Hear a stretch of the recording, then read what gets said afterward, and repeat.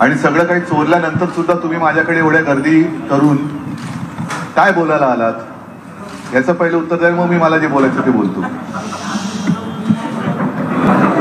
मी एकच गोष्ट सांगेन, जे आता तुम्ही बोलत ते महत्वाचं आहे. गोष्ट अतिशय महत्वाची आहे की त्यांनी पक्षाचं नाव आणि चिन्ह जरी चोरलं किंवा चोरण्याचा प्रयत्न जरी केलेला असला आणि त्याला मी तर मगाशी माझ्या पदाधिकाऱ्यांनी सांगितलं की हा पूर्वनियोजित कट होता आणि आहे. पण आता आपण जे म्हणालात की त्यांनी शिवसेना नाव चोरलं तरी ठाकरे नाव नाही चोरू शकत.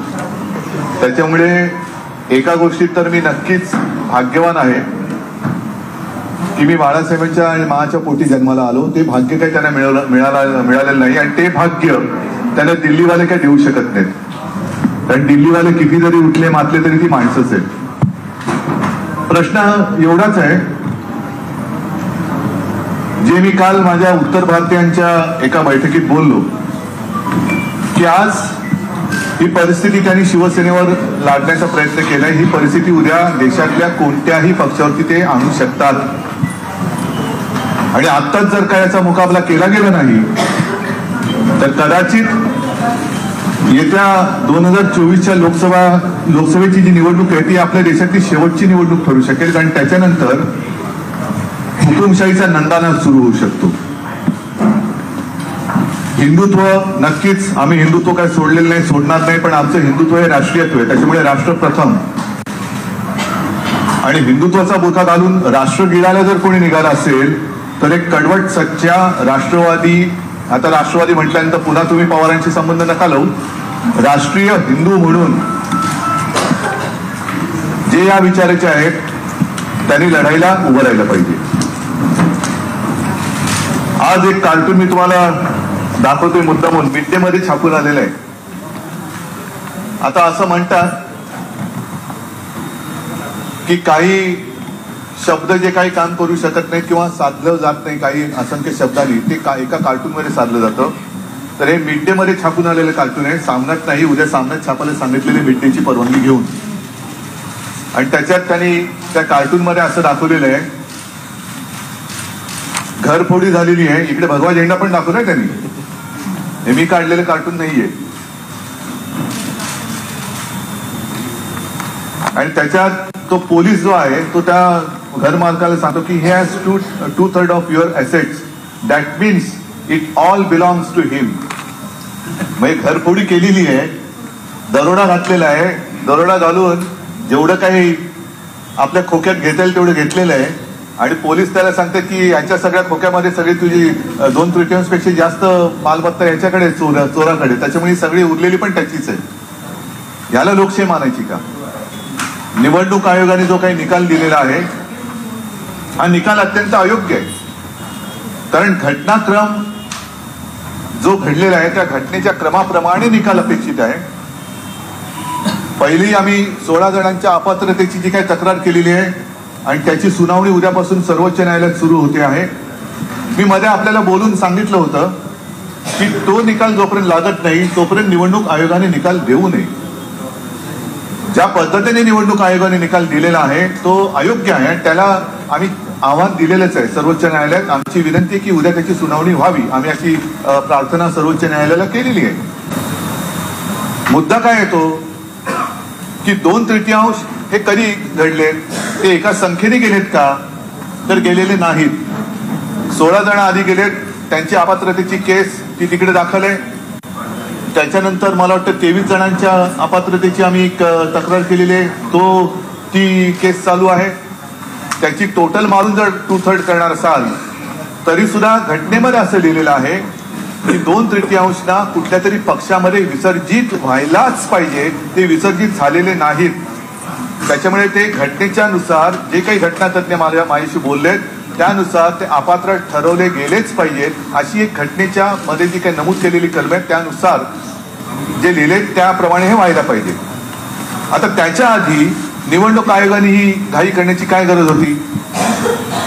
मधल्या काळामध्ये ज्या पद्धतीने निवडणूक आयुक्त नेमले गेले की प्रशांत भूषणनी एक केस केलेली आहे आणि त्यातले एक वादग्रस्त आयुक्त ह्या 3 आयुक्तांमधले एक आयुक्त आहेत. जर मी चुकत असेल तर मी माफी मागेन, पण जर मी बरोबर बोलत असेल तर हा प्रश्न सगळ्यांनी विचारला पाहिजे की ज्यांच्या नेमणुकीवरती प्रशांत भूषण यांनी केस दाखल केलेली आहे की घाईघाई त्यांची नेमणूक कशी काय केली. बरी नेमणूक झालेली आहे, निवड नाही.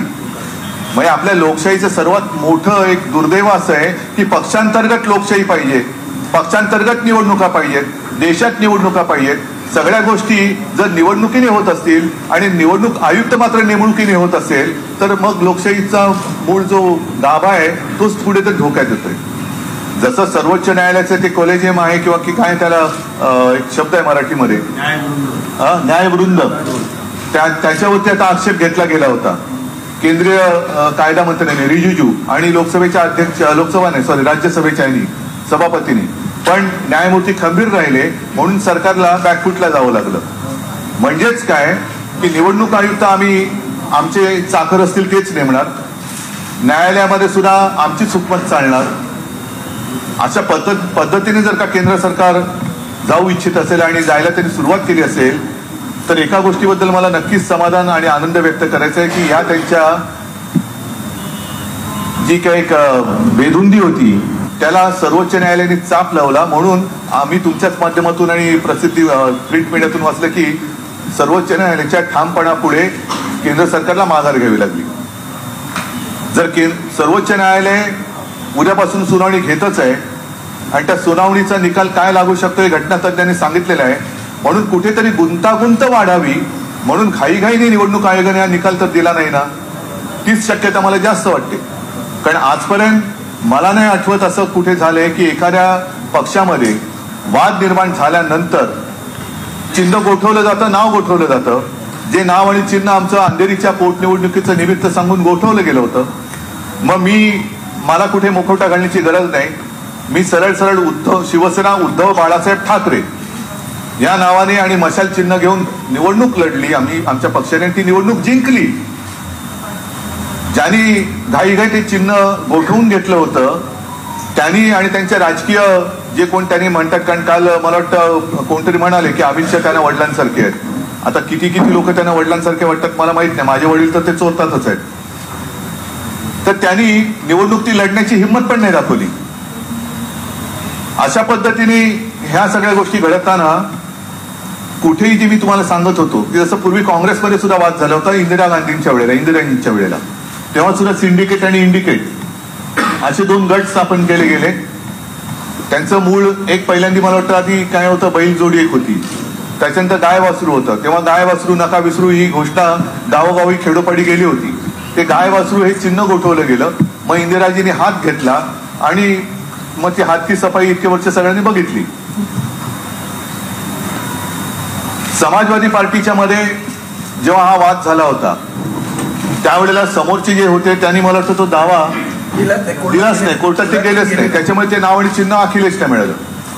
जयललिता आणि जानकी रामचंद्र यांच्यामध्ये जेव्हा वाद झाला तेव्हा त्या दोघी जणींमध्ये समेट झाला आणि मग नाव आणि चिन्ह ते मिळालं. बाकी कोणालाही असं नाव आणि चिन्ह हे एका गटाला हे तुझं म्हणून दिलेलं नाही.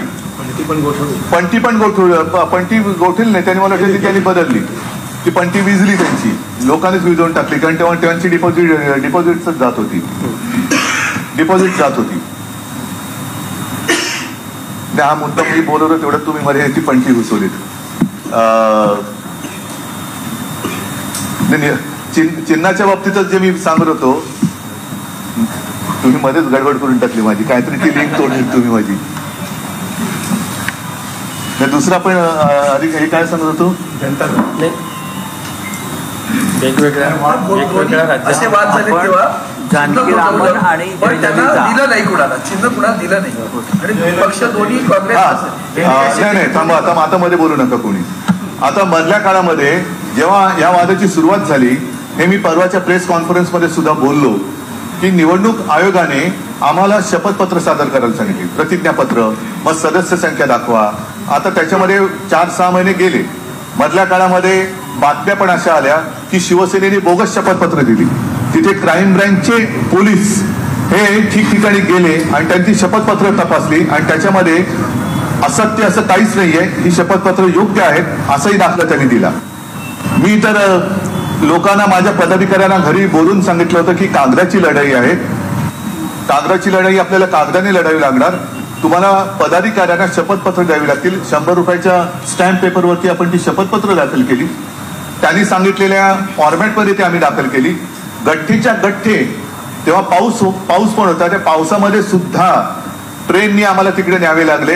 हे गठ्ठे तिकडे आम्ही जे काही नेऊन दिले ते परत सांगतो, आम्ही आमच्या घरी रद्दी वाढली आणि रद्दीला काय भाव मिळत नाही म्हणून निवडणूक आयोगाकडे नेऊन द्या म्हणून दिलेलं नाही. तर निवडणूक आयोगाने आम्हाला सांगितलं होतं की तुम्हाला तुमच्या पदाधिकाऱ्यांची प्रतिज्ञापत्र आणि सदस्य संख्या ही दाखवावी लागेल. त्यानुसार आम्ही दाखवली. आता एवढ्या लाखोनी आम्ही सगळा हा उपद्व्याप केल्यानंतर अचानक जर का आता निवडणूक आयोग असं म्हणायला लागला की ते काय चालणार नाही, तुमचे जे निवडून आलेले होते त्यांच्या संख्येनुसार हे पक्ष कोणाचा ठरवला जाईल, ठीक आहे, हरकत नाही. पण ते पात्र आहेत का अपात्र याचा फैसला आधी व्हायला पाहिजे. आणि जर का तुम्हाला हाच निकष लावायचा होता तर आम्हाला एवढी मेहनत करायला का लावली? का माझ्या शिवसैनिकांना पदरमोड करायला सांगितली? का 100 रुपयाच्या स्टॅम्प पेपरवरती तुम्ही आमची प्रतिज्ञापत्र घेतली? जो काही एक त्यांनी सांगितलं की यांनी आमची जी काही कार्यकारिणीची सभा झाली होती, प्रतिनिधी सभा, तिचा तपशील दिलेला नाही, ती आम्ही सीडी सुद्धा दिलेली आहे. आता त्याच्यात त्यांचं म्हणणं की कव्हरिंग लेटरमध्ये ते लिहिलेलं नाहीये. मग कपिल सिब्बलने सांगितलं की तुमच्याकडे जे काही विषय येतात त्याचं गांभीर्य तुम्हाला कळत नाही का, की केवळ तुम्ही कव्हरिंग लेटर वाचून तुमचा निकाल देता, त्याच्या आत पाकिटात काय बघता की नाही? पाकिटामध्ये आम्ही ते दिलेलं आहे आणि ते मला वाटतं क्लिप अरविंद तुम्ही व्हायरल सुद्धा केली. तर हा सगळा विषय बघितल्यानंतर निवडणूक आयोग आत्ताचा जो आहे तो बरखास्त झाला पाहिजे, केला पाहिजे आणि निवडणुकीच्या प्रक्रियेने निवडणूक आयुक्त नेमले गेले पाहिजेत, ही माझी शिवसेनेची मागणी आहे. कारण हा निकाल मी मानायला तयार नाही. हा सरळ सरळ अन्याय आहे. आणि काल परवाकडे अमित शहा येऊन गेले आणि त्यांनी सांगितलं की शिवसेना आणि भाजप युती, ती ही युती नाही, हे चोरलेलं धनुष्यबाण आहे, चोरलेलं धनुष्यबाण आहे. आणि मी तर आव्हान दिलेलं आहे की हे शिवधनुष्य आहे, जे रावणाला नाही पेललं ते मिंद्यांना काय पेलणार आहे? मिंद्यांना तर पेलणंच शक्य नाहीये. पण त्याच्या मागे जो शिवसेना संपवण्याचा कट आहे, म्हणजे आज शिवसेना नाव आणि चिन्ह हे त्यांना देण्याचा प्रयत्न झालेला आहे. उद्या त्यांच्या ज्या केसेसमुळे ते तिकडे गेले त्या केसेसकडून यांना संपवलं तर शिवसेना संपली. असं जर का दिल्ली शहरांचा डाव असेल तर हा एवढा काही सोपा नाहीये. आणि म्हणून मला असं वाटतं की एक शेवटची आशा सर्वोच्च न्यायालयाकडनं आम्हाला आहे. आम्ही निवडणूक आयोगाच्या विरुद्ध, कालच्या निकालाच्या विरुद्ध सर्वोच्च न्यायालयात गेलेलो आहोत. उद्या त्याची सुनावणी घ्यावी म्हणून सर्वोच्च न्यायालयाकडे प्रार्थना सुद्धा केलेली आहे. आणि आम्हाला खात्री आहे की त्यावेळेला दूध का दूध आणि पाणी का पाणी काय असतं ते झाल्याशिवाय राहणार नाही. ठीक आहे, हे एवढं मला म्हणून सांगायचं होतं. या पलीकडे तुम्हाला काही विचारायचं असेल विचारा.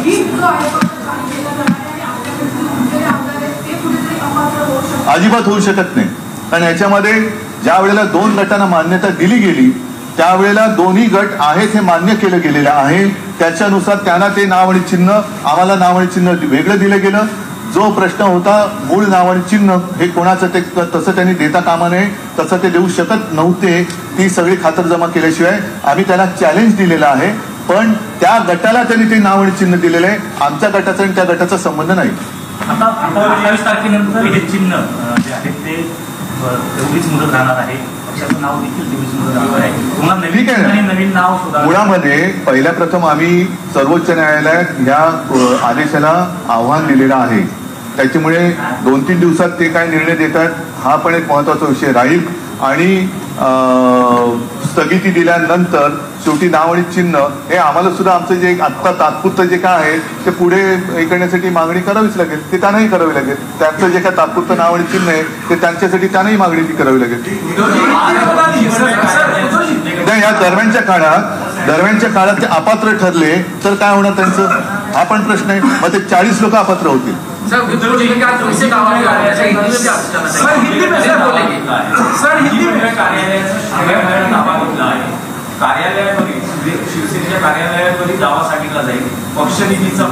पक्षनिधीचा निधीचा जो दावा आहे ना तो ठरवण्याचा अधिकार निवडणूक आयोगाला नाही. निवडणूक आयोगावरती केस केली जाईल, खटला भरला जाईल. कारण कोणाच्याही निधीवरती दरोडा घालण्याचा अधिकार निवडणूक आयोगाला नाही. निवडणूक आयोगाला फक्त आणि फक्त निवडणुकीसाठी चिन्ह आणि पक्षाचं नाव ठरवण्याचा अधिकार आहे. त्या व्यतिरिक्त निवडणूक आयोगाला अधिकार नाही.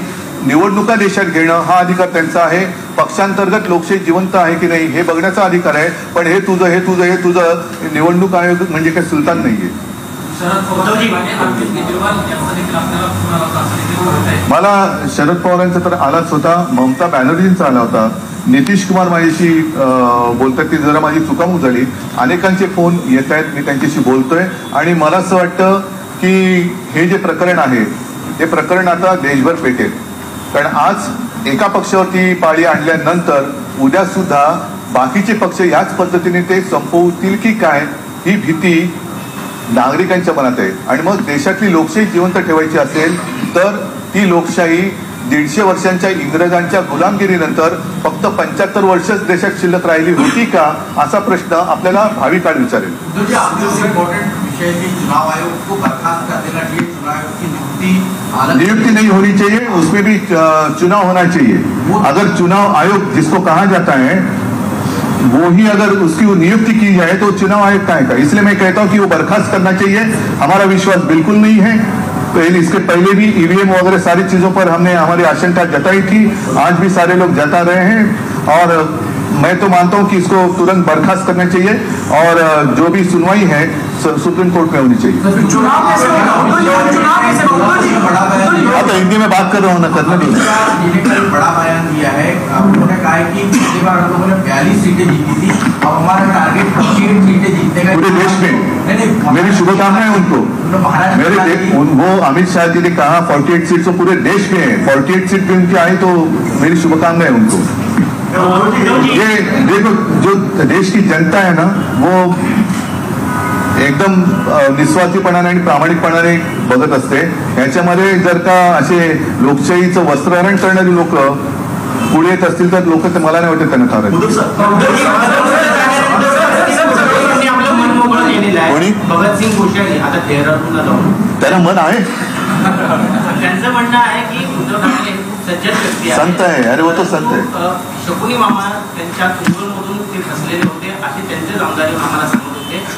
जाऊ द्या, गेलेल्याबद्दल वाईट बोलू नये. ते आता त्यांच्या घरी गेलेत तर त्यांच्याबद्दल आता कशाला वाईट बोलू. त्यांना त्यांचं आयुष्य मजेत घालू द्या. चुनाव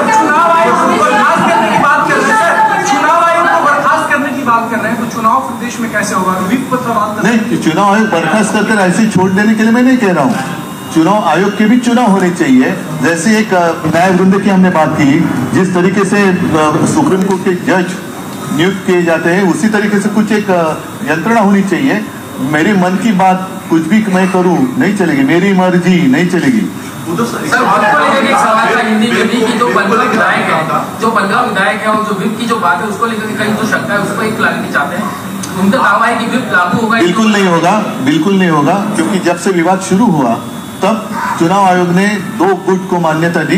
2 गुट को अलग अलग नाम दिए गए, अलग अलग चिन्ह दिए गए. और हालांकि जो मैं बात कह रहा हूं कि ऐसे आज तक कभी हुआ नहीं कि जो मूल चिन्ह और जो नाम रहता है वो किसी एक गुट को दिया नहीं गया. जब कांग्रेस में विवाद हुआ था इंदिरा जी के समय पर, उस वक्त भी दोनों गुट को अलग अलग नाम दिए गए थे, अलग अलग चिन्ह दिए गए थे. हमारी अपेक्षा यही थी कि जो चिन्ह हमें दिया है उनको जो चिन्ह दिया है, जब तक सुप्रीम कोर्ट में फैसला नहीं होता है तब तक चुनाव आयोग अपना निर्णय ना सुनाए. लेकिन अब 2 गुट को उन्होंने मान्यता दी है. हमारा गुट अलग है, उनका अलग है. हमारा नाम और चिन्ह थोड़े दिन के लिए से मैं मानता हूँ, हमने तो उसको चुनौती दी है, उनके पास रहेगा. इसका मतलब ये नहीं कि उनका व्हिप हम पे चलेगा. हम तो अलग, हम तो जहाँ थे वही है, घर के बाहर वो गए हैं तो वो डिस्क्वालीफाई होने की संभावना अधिक है. कानून के अनुसार जो घटना संविधान में लिखा है उसके अनुसार वो डिस्क्वालीफाई होने की संभावना अधिक है. हमें कोई खतरा नहीं.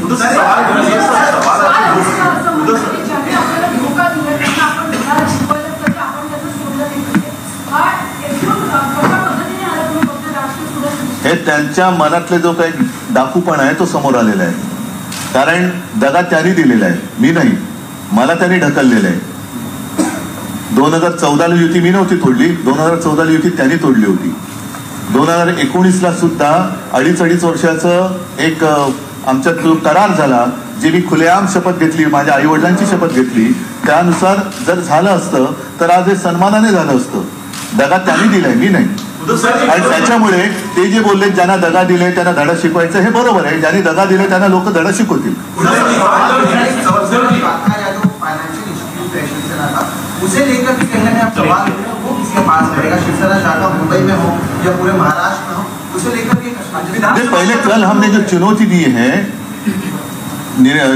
इलेक्शन कमीशन के निर्णय पर, वो देखना महत्वपूर्ण रहेगा. और इसके ऊपर जैसे मैंने कहा कि चुनाव आयोग जो है वो सिर्फ और सिर्फ इलेक्शन सिंबल के लिए ही उनका अधिकार सीमित है. बाकी प्रॉपर्टी हो या फंड हो उसके ऊपर उनका अधिकार नहीं. अगर वो कोशिश करेंगे तो उनको केस की जाएगी चुनाव आयोग पर.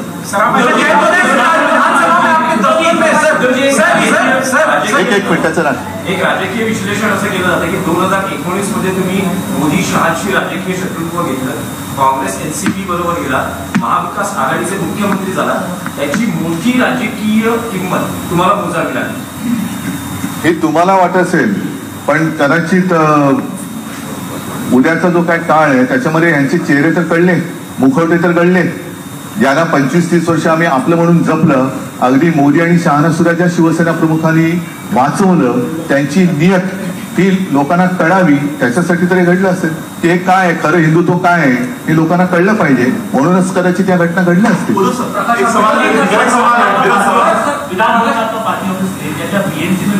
बीएमसी तो अभी है कहाँ? बीएमसी तो विसर्जित हुई है.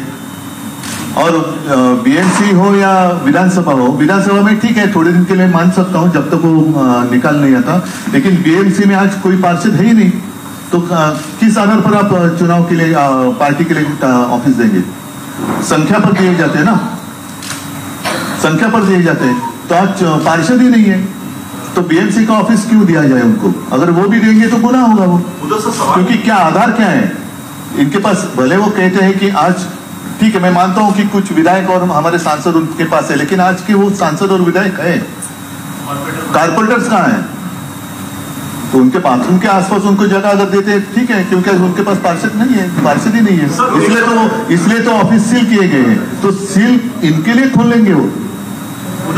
एक सवाल दो है. पहला सवाल ये है कि जो हुआ है हाल में चुनाव आयोग का, आप मानते हैं क्या इसको मान लिया जाए कि इमरजेंसी लग गई? आप 2024 के बाद या जो भी होगा, जो भी रिजल्ट आएगा, तब आप मानेंगे कि इमरजेंसी के हालात आ गए? पहला सवाल. देखो मुझे अभी पता नहीं, क्योंकि मैं पता नहीं बोल रहा हूँ किस बारे में बता रहा हूँ आपको, क्योंकि मैं अभी पिछले 1-2 घंटे से आपने देखा जब से आया हूँ यहीं पे हूँ. लेकिन मुझे खबर मिली है और आपके माध्यम से शायद दिखाई गई हो, तो आप कंफर्म करिए कि छत्तीसगढ़ में कुछ ईडी वगैरह की रेड हुई है, उनके मुख्यमंत्री के निवास स्थान पर भी हुई है. तो ये कौन सा प्रजातंत्र है? ये कौन सा प्रजातंत्र है?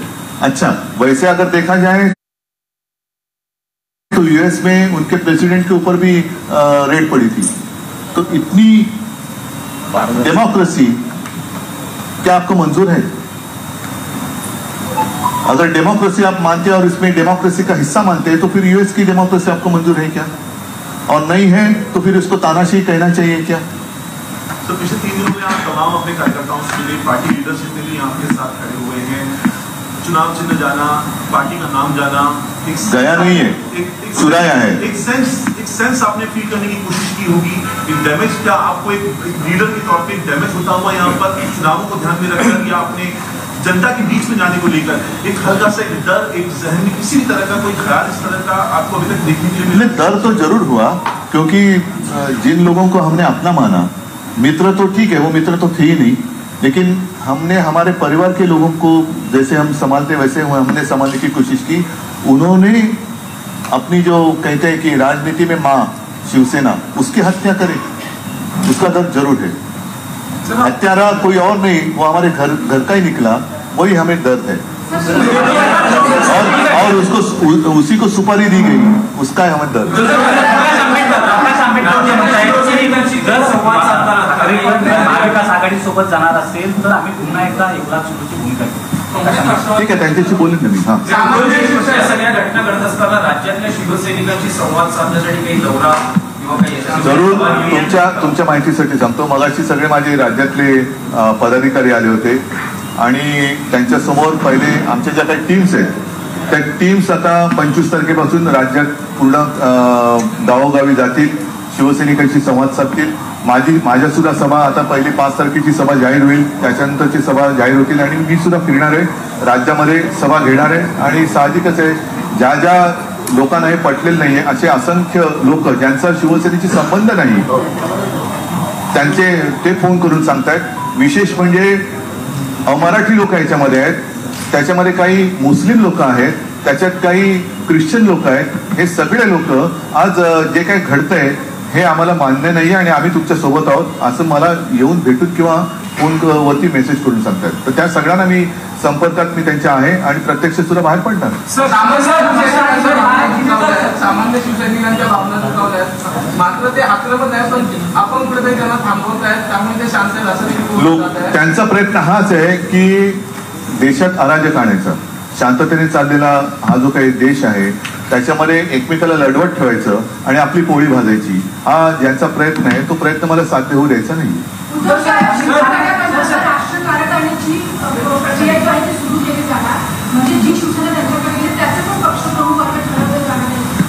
मला आता लोकांना हेच विचारायचं की जी शिवसेना आणि तुम्ही जे म्हणाला ठाकरे, आता त्यांनी बाळासाहेबांच्या नावाने चेहरा वापरतायत, तो काढण्याची हिंमत दाखवावी आणि स्वतःच्या वडिलांचं किंवा स्वतःच्या नावाने शिवसेना चालून दाखवावी.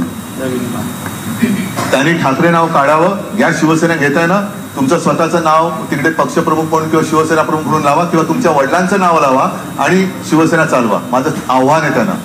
माझ्या वडिलांचं नाव चोरण्यापेक्षा स्वतःच्या वडिलांचं नाव लावा, स्वतःचा चेहरा लावा आणि लोकांच्या समोर या. लोक काय विचारतात बघा. खरं म्हणजे शिवसेना कोणाची हे दसऱ्याच्या दिवशीच जाहीर झालं होतं. ज्या पद्धतीने शिवतीर्थावरती शिवसेनेचा मेळावा झाला आणि जो विकतचा मेळावा तिकडे झाला ज्याचा हिशोब अजून येणं बाकी आहे BKC ला, तिथून लोक कशी उठून गेली, त्याच्यानंतर तुम्हीच दाखवताय त्यांच्या सभा कशा रिकाम्या खुर्च्या पडतायत, लोक कशी उठून जात आहेत. तर हे पुरेच आहे, बोलकं चित्त आहे.